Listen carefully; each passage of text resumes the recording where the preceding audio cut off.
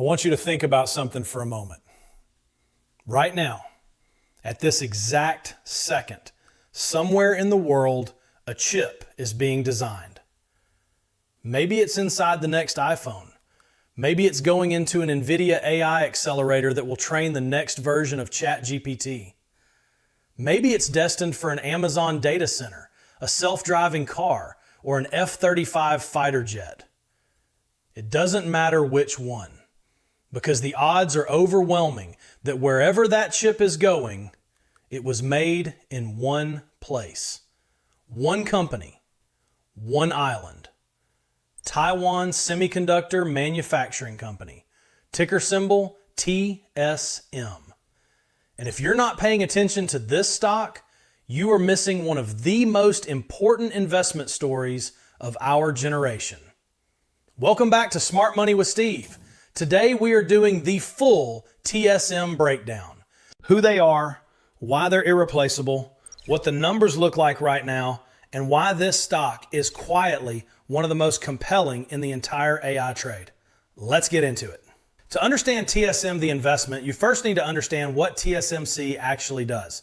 And I mean really understand it, not just they make chips, because they make chips does not even begin to capture what this company is. TSMC is a pure play foundry. That means it doesn't design its own chips. It manufactures chips that other companies design. Nvidia designs its GPUs. Apple designs its A-series and M-series processors. AMD designs its data center chips. Broadcom designs its custom AI accelerators. All of them, and dozens more, hand those designs to TSMC and say, build this. And here's what makes TSMC unlike anything else in the world. No one else can do what they do at scale. We're talking about chips built at the 3 nanometer and 2 nanometer process nodes. To put that in perspective, a human hair is roughly 70,000 nanometers wide. TSMC is etching circuits that are 3 nanometers. That is not just engineering, that is physics pushed to its absolute limit. And right now, at that level of precision, TSMC has no peer. Samsung is the closest competitor Intel is trying, but TSMC controls an estimated 90% of the world's most advanced chip manufacturing. 90%. At the bleeding edge of what technology can produce. That is not a market position. That is a monopoly. Let's talk about what this company is actually doing financially. Because the numbers coming out of TSMC right now are not just good, they are historic. Q1 2026, the quarter ending March 31st, TSMC reported revenue of $35.9 billion. That is up 40.6% year over year. And in new Taiwan dollar terms, revenue grew 35.1% compared to the same quarter last year. These are verified figures, officially filed with the SEC on April 16th, 2026. But the revenue number isn't even the most impressive part. Net income came in at 572 billion new Taiwan dollars. That's roughly 18 billion US dollars for the quarter, up 58.3% year over year. Earnings are growing faster than revenue.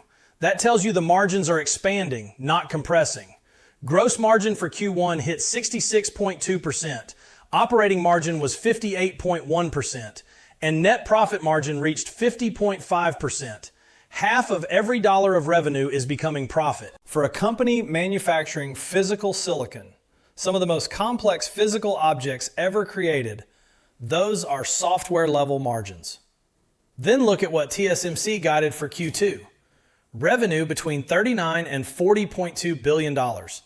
At the midpoint, that's a 32% year-over-year increase and a 10% sequential jump. And full year 2026 revenue is expected to grow more than 30% in US dollar terms. That guidance comes directly from management's official earnings release filed with the SEC. March 2026 alone saw revenue surge 45.2% compared to March 2025. The first 2 months of 2026 came in nearly 30% ahead of the same period last year. That was the strongest January-February start in company history. This is not a company slowing down. This is a company accelerating. Now here's the part of the TSMC story that I think most investors haven't fully absorbed yet, and it's a seismic shift. For over a decade, Apple was TSMC's single most important customer. Every iPhone cycle, every iPad launch, every Mac upgrade, all of it ran through TSMC. Apple dictated production schedules. Apple's seasonal demand patterns shaped the company's entire revenue rhythm. That era is over. Nvidia has officially overtaken Apple as TSMC's largest single customer. Nvidia now accounts for approximately 19% of TSMC's total revenue. Apple's share has dropped to roughly 17%. Wall Street has a name for this moment.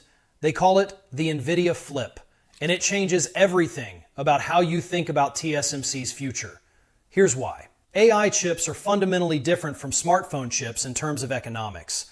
A smartphone chip is a high-volume, efficiency-driven product. An AI accelerator for NVIDIA's Blackwell or Rubin architecture is a high-value, complexity-driven product. According to verified production data, an advanced CoWoS packaged AI chip can generate 5 to 10 times the revenue per wafer compared to a standard mobile processor. The iPhone era was about volume. The NVIDIA era is about value. And for TSMC's financial model, that distinction is worth billions of dollars in incremental margin. High-performance computing, the category that covers AI accelerators, now represents 61% of TSMC's total quarterly revenue. Smartphones have dropped to 26%. The company that built its empire on the iPhone is now an AI infrastructure company, and it's printing record profits quarter after quarter as a result. I want to take a minute to explain something that most retail investors have never heard of, but that every serious tech analyst is watching. It's called CoWoS, chip on wafer on substrate. And it might be the most important choke point in all of AI right now. Here's the simple version. Modern AI chips like NVIDIA's Blackwell architecture are not a single piece of silicon. They're actually multiple chips, multiple chiplets that need to be stacked and connected with extreme precision at extremely high bandwidth in a very small space. That's what CoWoS does. It's an advanced packaging technology that binds compute chips and high bandwidth memory together into a single unified system. And TSMC has essentially monopolized this technology. If you want to build the world's most advanced AI chip, whether you're Nvidia, AMD, Broadcom, Google, or anyone else, you need CoWoS. And to get CoWoS, you go to TSMC. The numbers on this are extraordinary. TSMC's CoWoS capacity is growing at a compound annual growth rate of roughly 80%, according to the company's North America Packaging Solutions head. Bernstein estimates CoWoS capacity will reach approximately 125,000 wafers per month by end of 2026, up roughly 66% from prior levels. That entire expanded capacity is already fully booked. Every single wafer before it's even built. Think about what that means. TSMC is not selling into uncertain demand. It is building against contractually committed orders from the most well-funded companies in human history. Nvidia alone is expected to absorb more than 50% of all CoWoS output, with Broadcom, AMD, Google, and Amazon taking much of the rest. Now let's talk about the biggest strategic story in TSMC's history, and one of the most consequential industrial investments ever made on American soil. TSMC has committed $165 billion to its Arizona expansion. That is officially the largest single foreign direct investment in United States history. The investment covers 6 fabrication plants, 2 advanced packaging facilities, and a major research and development center, all on a 2,000-plus acre campus near Phoenix. This started as a $12 billion announcement back in 2020. It grew to $40 billion, then $65 billion. Then $165 billion. And as of April 27, 2026, the US and Taiwan announced a chip-linked tariff framework that industry analysts suggest could eventually scale the Arizona commitment toward $465 billion across 11 fab phases. The first Arizona fab is already producing 4 nanometer chips. Customers include Nvidia and Apple, both receiving US-made chips right now. The second fab is in tool installation phase, with volume production pulled forward to the second half of 2027. The third fab broke ground in April 2025 and is expected to produce 2 nanometer and eventually 1.6 nanometer process chips by the end of the decade. And here is the geopolitical dimension that makes this story genuinely historic. Industry analysts have reported that Arizona's fourth fab is already fully committed through the end of 2027, before construction is complete. And wafers from Arizona are being quoted at a 25 to 30% premium over identical chips manufactured in Taiwan. Customers are paying more for American-made chips because the supply chain security is worth it. For Nvidia, this is a geopolitical hedge. If tensions in the Taiwan Strait were to escalate, and many defense analysts say that's not a remote risk, U.S. manufactured chips become the difference between operational AI infrastructure and none at all. That's why Nvidia is reportedly securing capacity in Arizona for its Blackwell and Rubin architectures. Supply chain resilience has a price, and the world's largest technology companies are paying it. Let me explain why the 2 nanometer node is such a big deal, because I think it's being underreported relative to its significance. Every time the semiconductor industry moves to a smaller process node, from 5 nanometers to 3 nanometers to 2 nanometers, chips get faster, more power efficient, and more capable. The jump to 2 nanometers is the first time TSMC has used a new transistor architecture called nanosheet, or gate-all-around. This delivers a 10 to 15% speed improvement at the same power, or a 25 to 30% power reduction at the same speed, compared to 3 nanometers. TSMC began volume production of 2 nanometer chips in Taiwan in late 2025, ahead of schedule. The demand for this next generation silicon is described by analysts as unprecedented. TSMC's entire 2 nanometer capacity for 2026 is reportedly sold out. Every available wafer, before the year even started. In Q1 2026, 3 nanometer chips accounted for 25% of total wafer revenue. 5 nanometer accounted for 36%. Together, advanced technologies, defined as 7 nanometer and below, represented 74% of total wafer revenue. 3/4 of TSMC's revenue already comes from its most advanced, highest margin nodes. And as 2 nanometer ramps through 2026 and 2027, that mix shifts further toward premium products. There is one important caveat here that I want to flag for intellectual honesty. TSMC has guided for a 2% to 3% gross margin dilution in 2026 due to the ramp costs of 2 nanometer production and overseas fab expansion. These are real costs. New process nodes and new geographies are expensive to stand up. But management's track record is to invest through these dilution periods and emerge with structurally higher margins on the other side. They've done it with every prior node transition. Look, you know how we do it here on Smart Money. We cover all sides. And the risks around TSMC are real, significant, and unlike anything you'd see with a typical stock. Risk number 1, and it's the biggest one, Taiwan. TSMC's most advanced production, the 2 nanometer node, the most cutting-edge CoWoS packaging, is concentrated in Taiwan.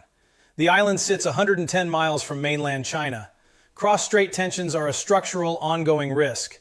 A blockade, a conflict, or even a sustained increase in geopolitical pressure could disrupt global chip supply in ways that would touch every technology company on Earth. This is why the Arizona expansion exists.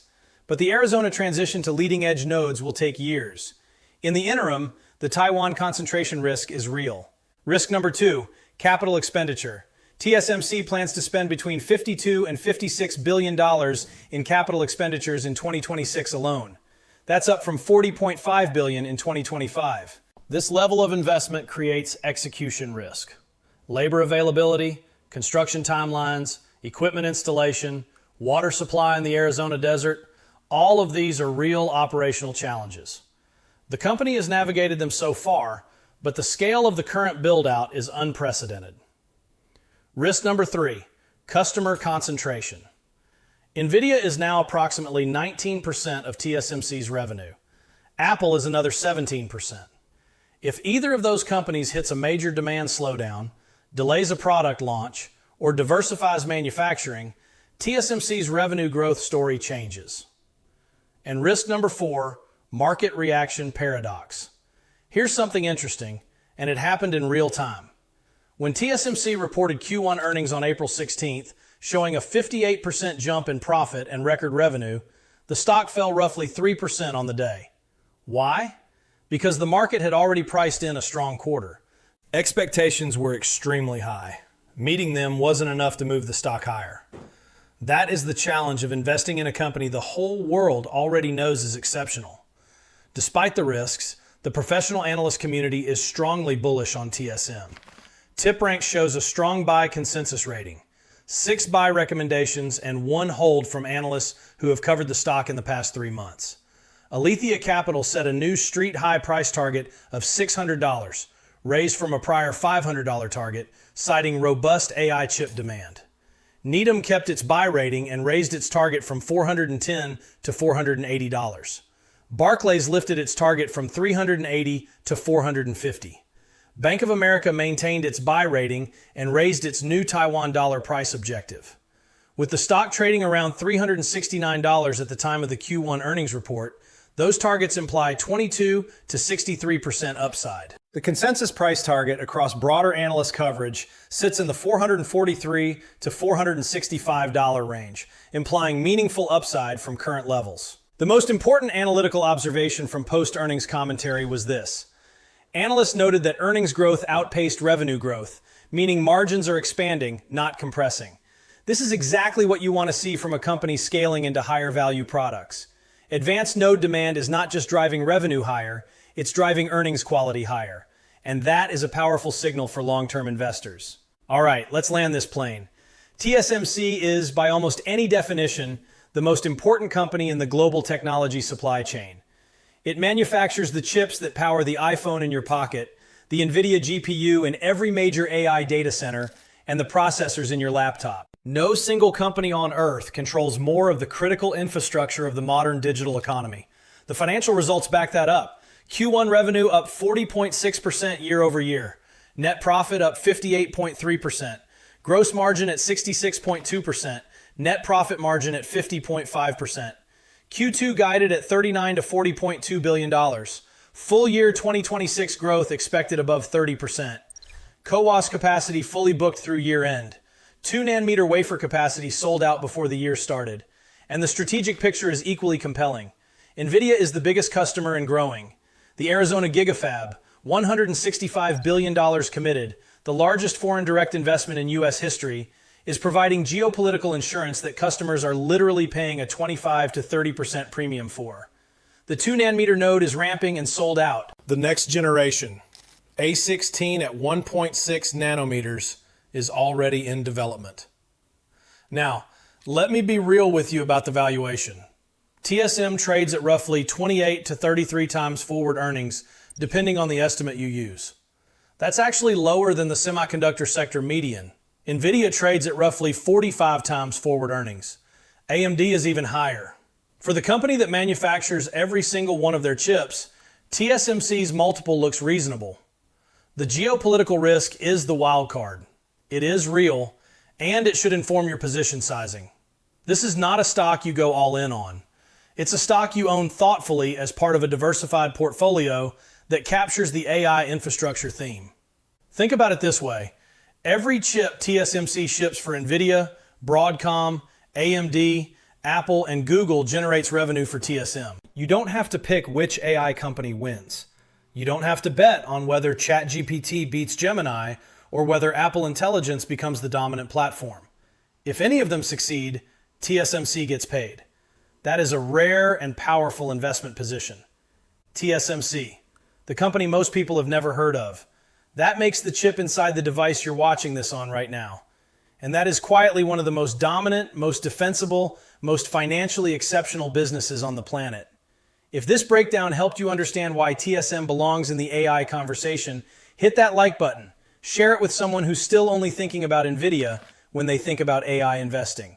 And subscribe to Smart Money with Steve, because PLTR and NBIS are coming up next, and those breakdowns are going to be just as deep. I'm Steve. This is Smart Money, and I'll see you in the next one.